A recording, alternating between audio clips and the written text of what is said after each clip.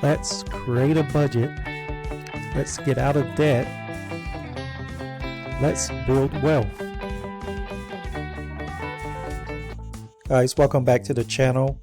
So continuing on with the third metrics we'll use as in our family business, that is the cash flow statement. So in business, a cash flow statement would tell a potential investor or anyone who's looking at that statement where that business is getting their cash from, what they're doing with their cash, and gives them a general overview of how the company is basically being ran.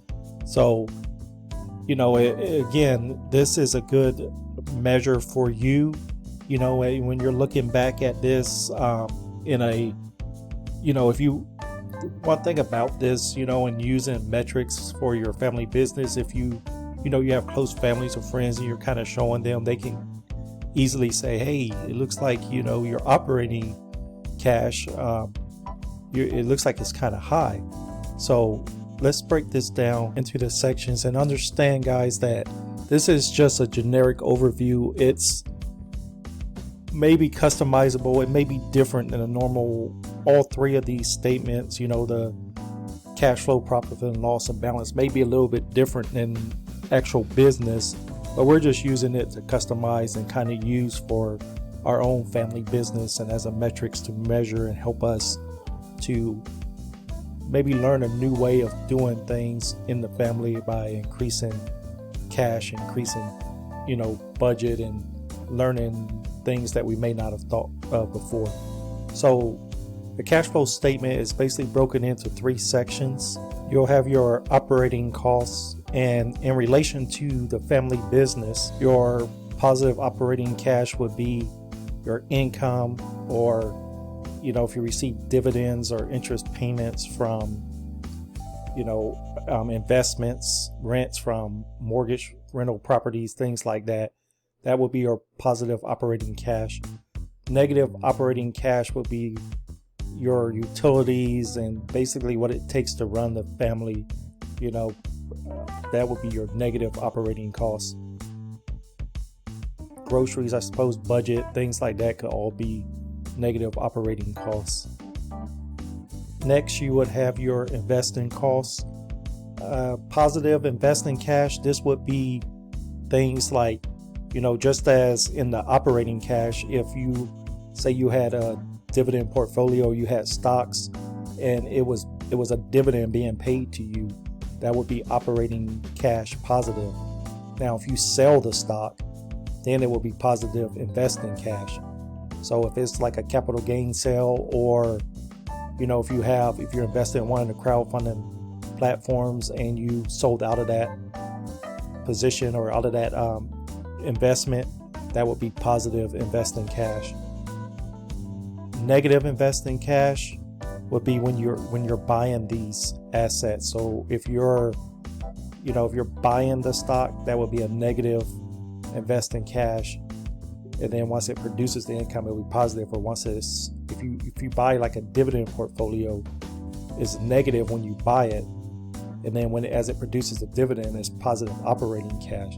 And if you buy a stock position or something like that, it's negative investing cash. And if you sell the position and don't save it as a monthly type income or something like that, then it would be a positive investing cash. Same with real estate, crowdfunding, all of those all fall in line.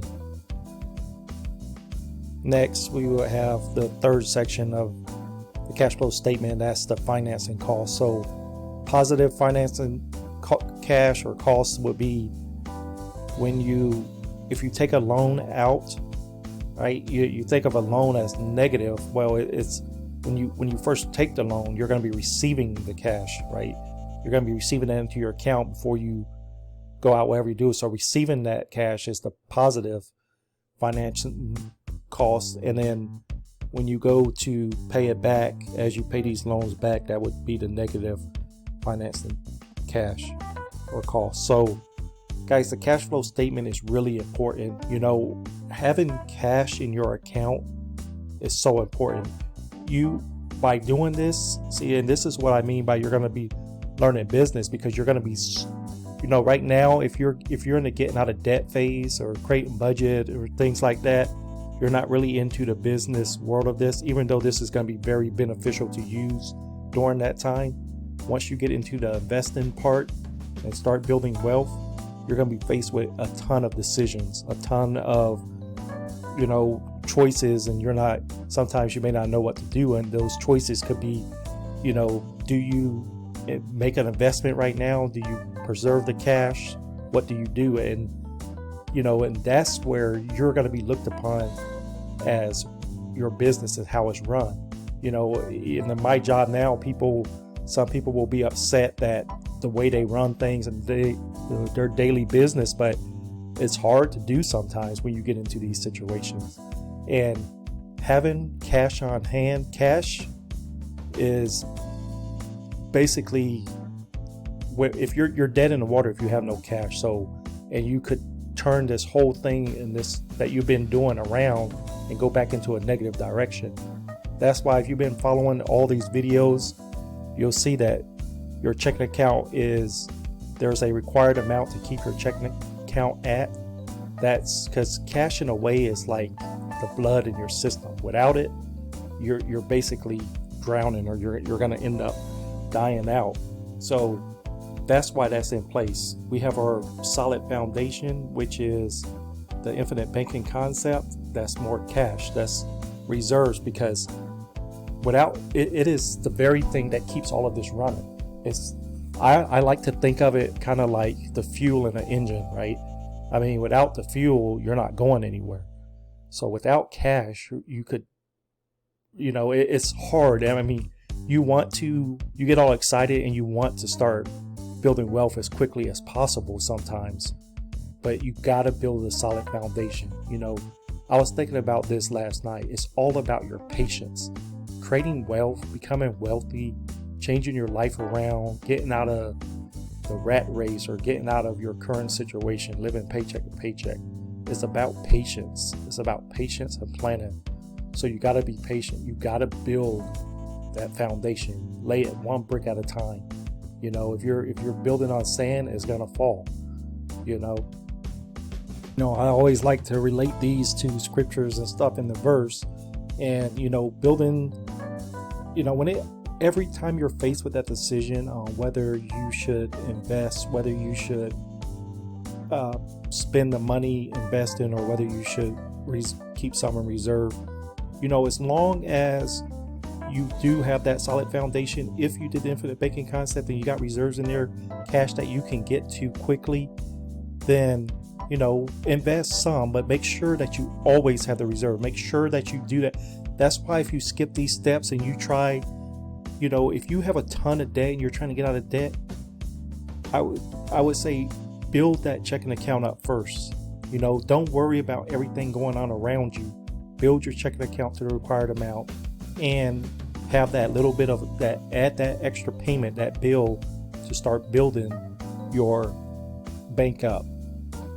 Because that cash on hand, it is going to be what may save you one day, what may get you out of a certain situation, and it's also what's going to be there to help make sure that flow that you're doing never stops, and if it is temporarily interrupted, you basically have that transfusion of cash that you can put right back in there and to keep that flow going. So guys, now that we went over the 3 financial tools that you use, or metrics that we can use for our family business, we'll get into the working models. I'm no expert in all of these, but to have a metrics to be able to use, and there was a lot more ways for me to simplify this, but I like to do it this way because it helps to your imagination to grow, and it's always good to keep your mind sharp and to keep your mind thinking, and maybe in ways that you never thought before or seen before. So guys, I hope you found value in these. Again, we'll start on the working model and how to implement this into the already sheets that we're using to create our wealth, build our wealth, to basically get out of debt, and to create our budget and our wealth building with. So if you found value in this video, I would appreciate a thumbs up. If you haven't subscribed yet, it really helps the channel to grow by subscribing, hitting the thumbs up, and that notification bell will let you know anytime I post a new video. I do post a video every 3 days. So I hope you enjoyed this, and I will see you in the next one.